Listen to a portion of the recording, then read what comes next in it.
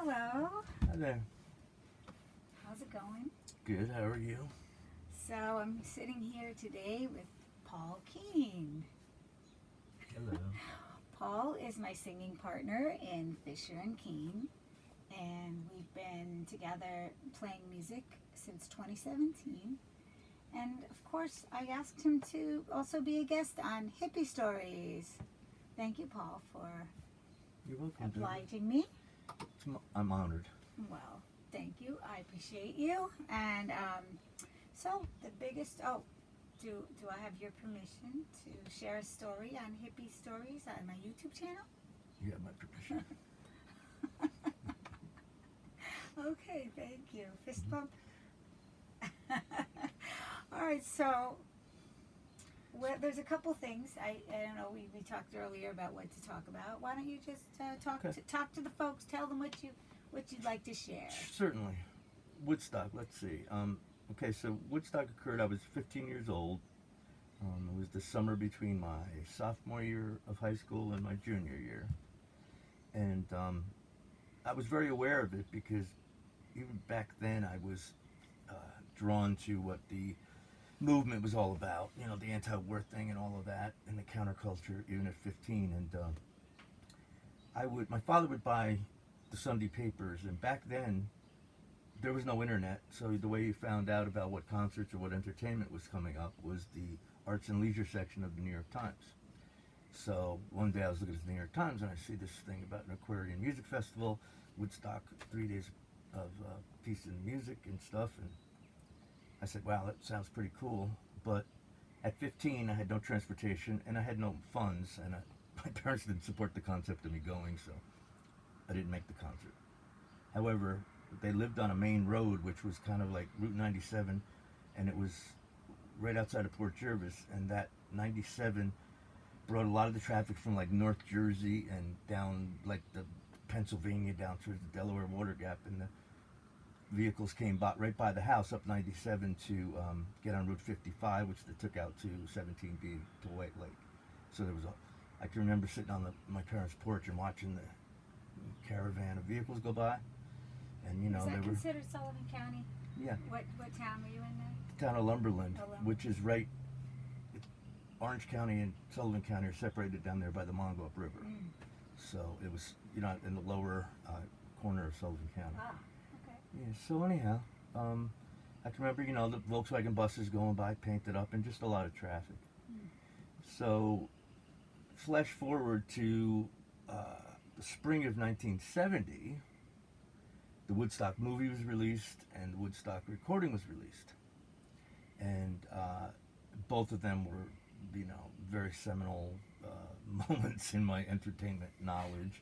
And I mean, I ran out to with some friends to see the Woodstock movie when it came out. Saw it in the Broadway Theater in Monticello, and that just, you know. What grade were you in then? Well, I was in the summer. It was the summer between my sophomore and junior year. Oh, In high now school. with the movie, I'm in junior high school. Yeah. Okay. The movie was, I think, in. And that was Eldred? Yep. Eldred Central School. Central School. And, so when the movie came out the following spring, you were in I was a junior in high school. a junior. Okay. Yep. So, the movie, and then shortly followed after that came the triple album release, and obviously the movie That had was all. vinyl. That was vinyl. Vinyl. Yeah, And right. However, it was also 8-track. And 8-track. And I listened to a lot of it on 8-track over and over and over again. Wow. So Yeah. so just to be a little clarify something, junior year means 11th grade. Correct.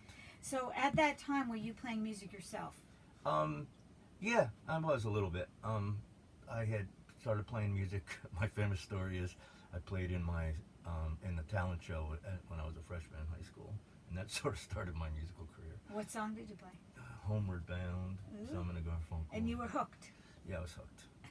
So I knew I wanted to perform, and let me tell you, the Woodstock movie, the way that was filmed with the 3 triple images simultaneous and all that.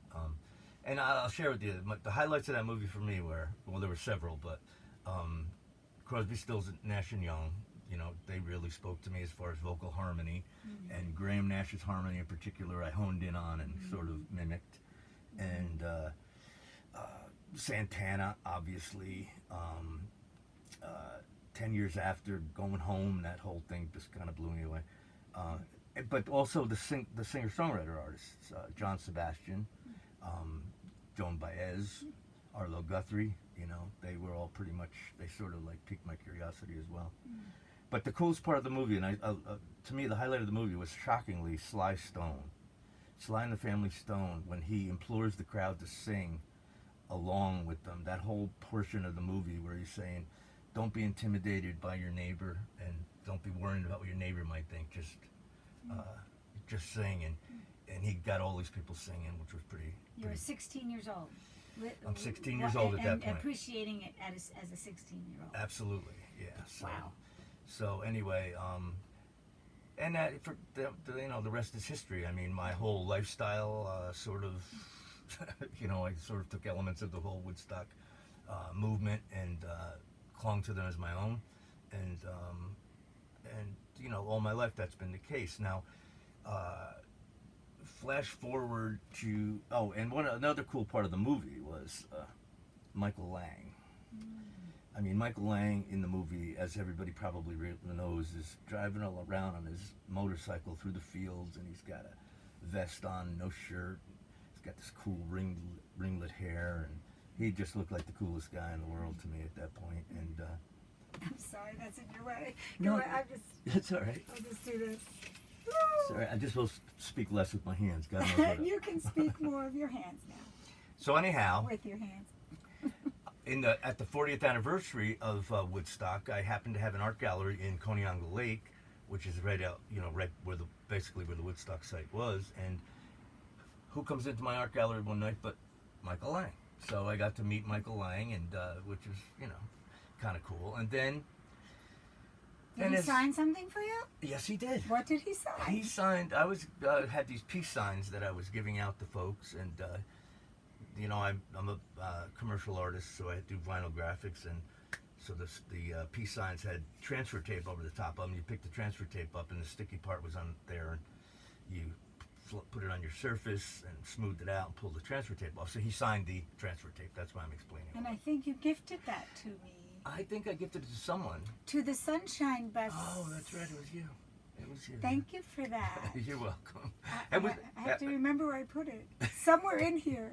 Well, it was a very valuable piece of my. It's not lost. That I collected. It's not lost. So then for the 50th anniversary. Oh, and I also played at a couple of. I was playing with some people, Will Hoppy and Stu Kback. At 16? No. This is for the ad hoc. No. I'm beyond that. Okay, now. so I'm curious about your musical journey as well, because I'm fascinated by the Woodstock concert, and then how that affected our musical journeys, or anyone's musical journey for that matter, but particularly you right now.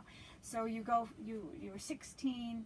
You were performing at local talent shows at Eldred High School. Well, yeah, one talent show. One talent show, and you were hooked, and you were intrigued by the harmonies. Right.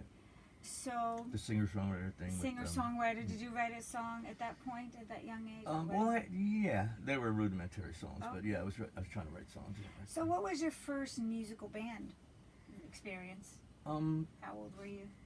Oh, I was 19. Okay. And who were they?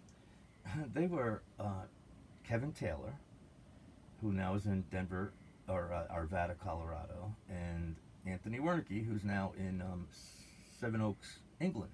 Wow. Yeah. So. What were you called? We never really played anywhere. We just got together and we were formulating a band at that point.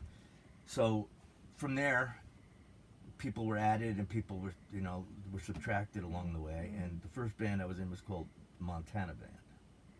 So we were Montana, and that was when we added Jeff, who played banjo. Jeff Orts, yeah, he played banjo, and Ralph Fulton was added, and he replaced Tony or Anthony, and so yeah, that was. And that was called.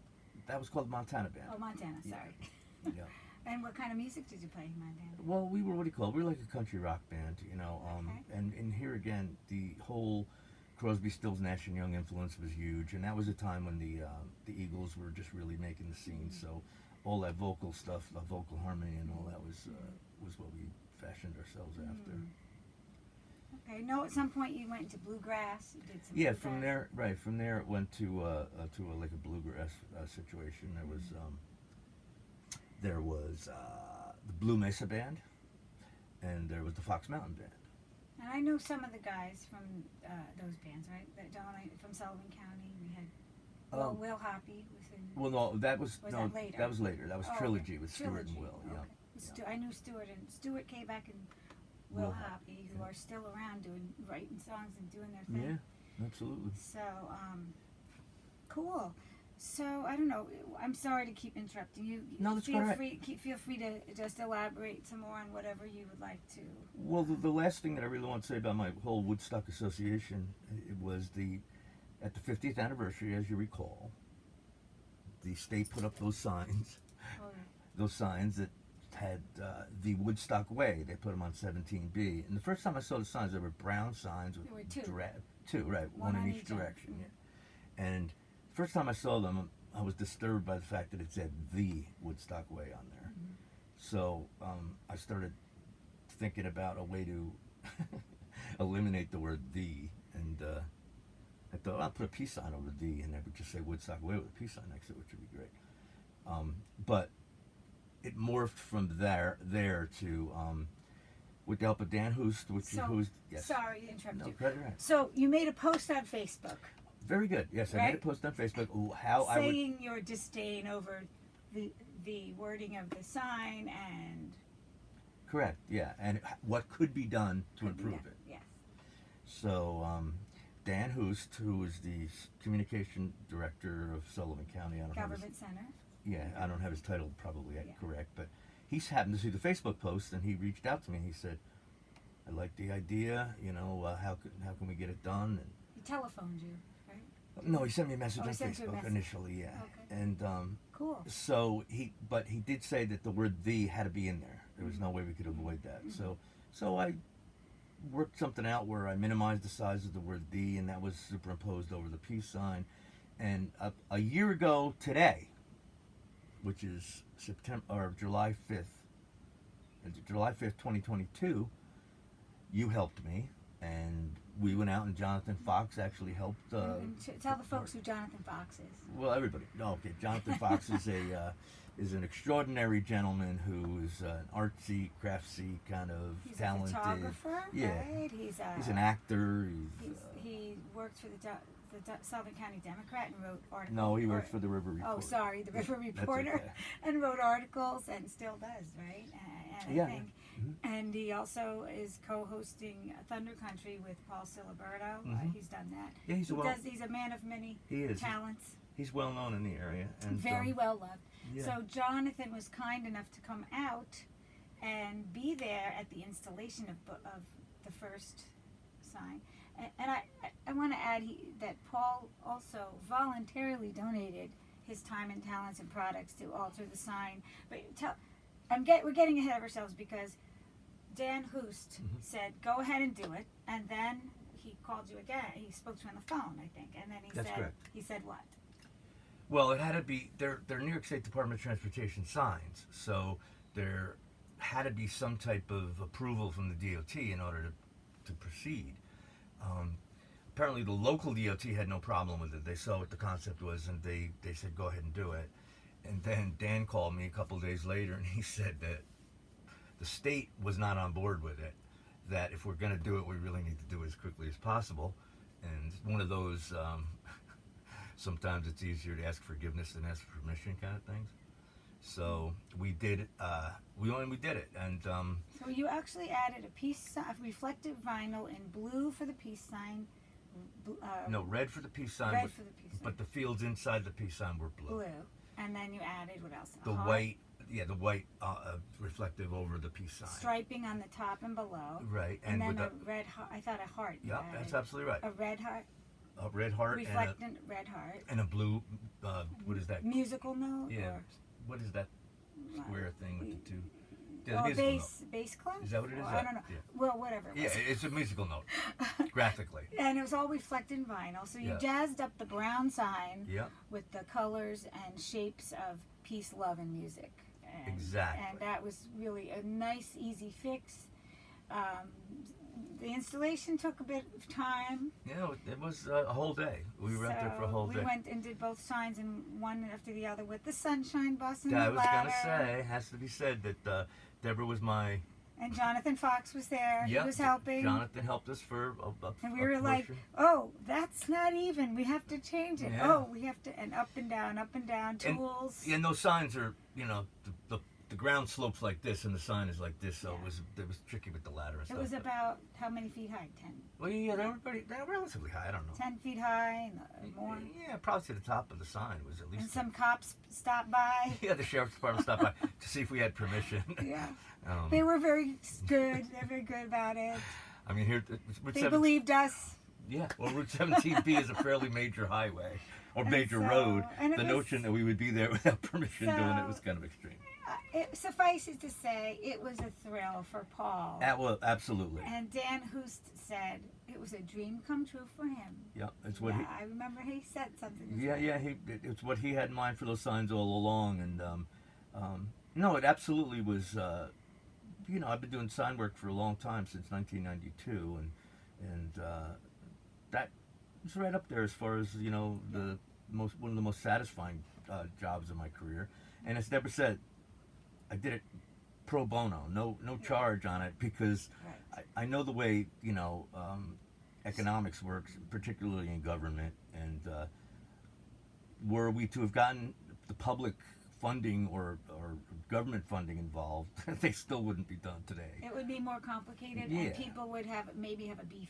Because one of the comments in the thread was something to the effect of, we shouldn't be spending resources and money on something like this. Exactly. There's other things that are more important. Yep, exactly. So we just will eliminate. So Paul you'll- said he'll eliminate. Yeah. So that was the easiest way to accomplish it, and I like to fall on the side of action instead of inaction. So we got it done. And Deborah was So- my able-bodied assistant for the whole project. So just to clarify where the signs are located, if you're coming from 17 heading from New York City and reach exit 104, you exit 104 and you end up on 17B, which is the main road that leads to the Woodstock site.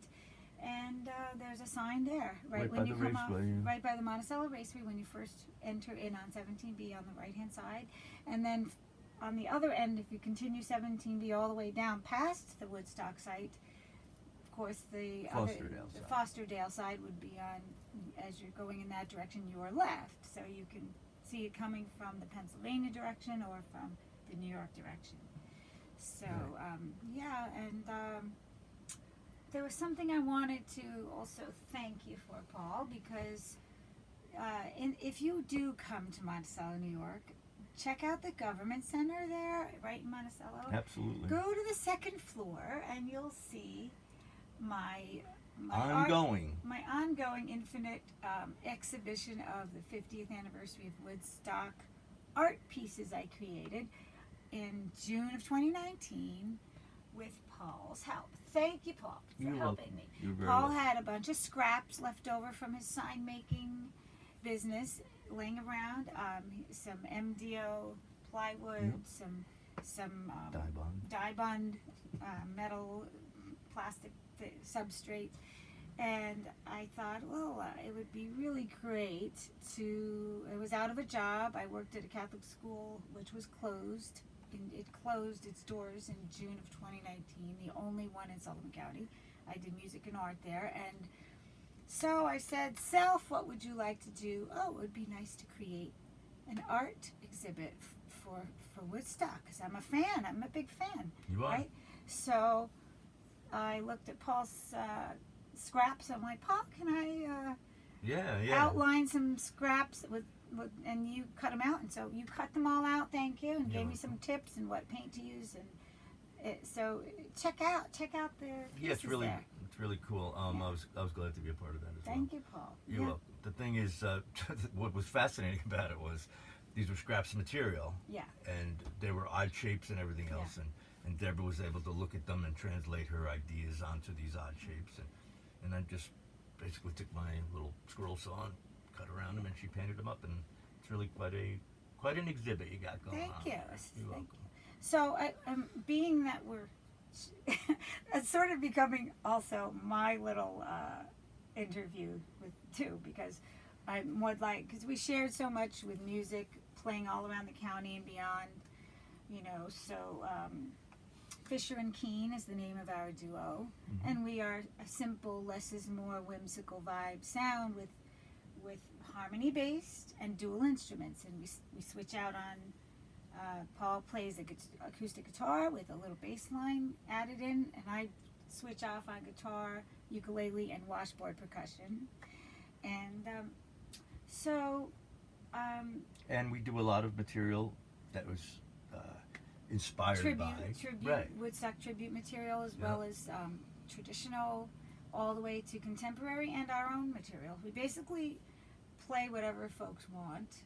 Right. And for whatever occasion it may be. And incredibly, 50-some years later, the artists that played at Woodstock are still quite relevant. Oh, many of them, and yes. so never gets old. It's right. classic material, and it's always well received and enjoyed.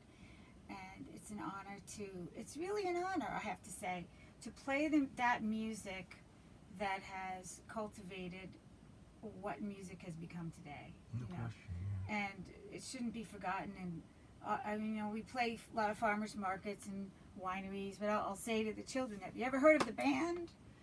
You gotta learn. You gotta know this song. And this next song's by the Who. You know who they are? So we always try to educate the younger children about this great music. So I'm just gonna share one more story. Do you remember when? So that year, 2019, the August weekend, there's this great little place called Rafters Tavern in Callicoon, New York.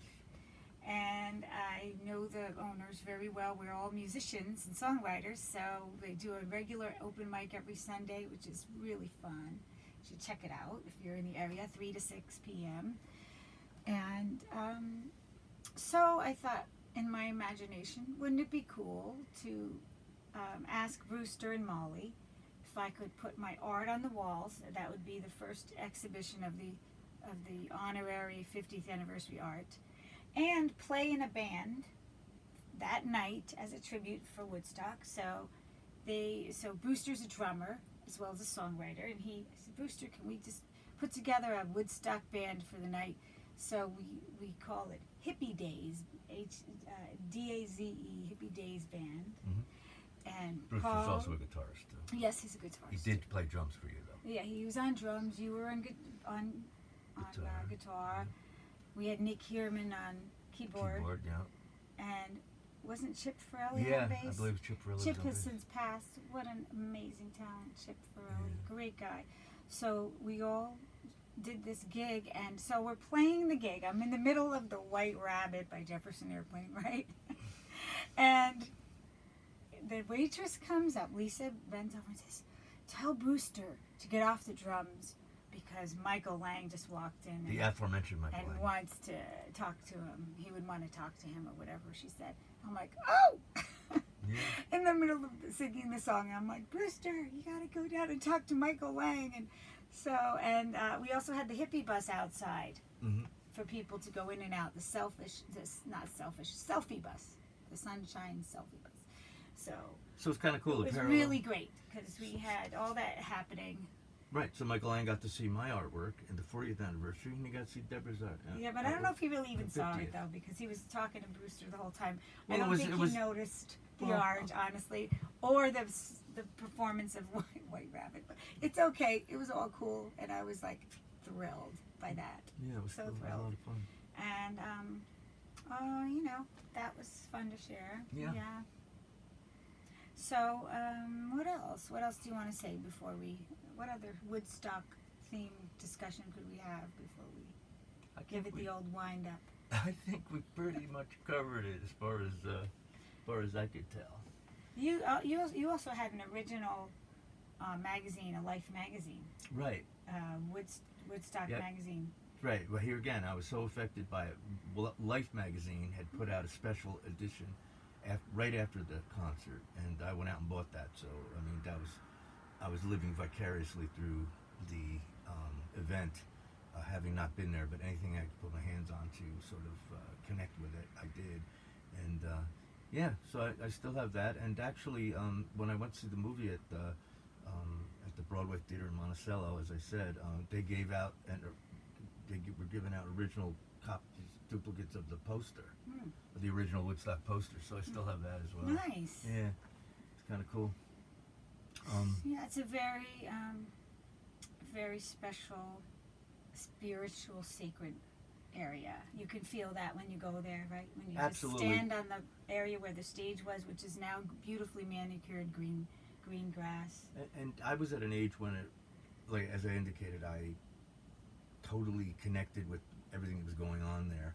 I was 15 at the time, but the Vietnam War was still going on into my 18th year, and the draft was still going on into my 18th year. So all of that was all, the anti-war movement tied together with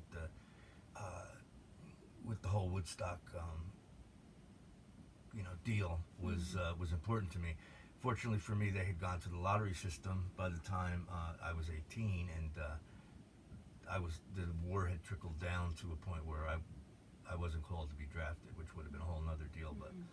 But so all of that stuff, I mean,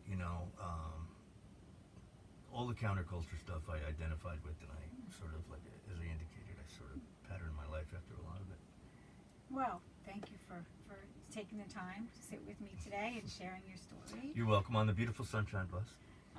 And if you want to check out our duo, we do have a Facebook artist page, Fisher and Kean, Fisher no C and Kean Kean. So you can check out all of our little adventures. Yep. And listen to us how we really sound, because Paul tapes us live and picks a song out from each performance and adds pictures to it. Frequently I do it, not every show. So what you hear is how we really sound, pretty much.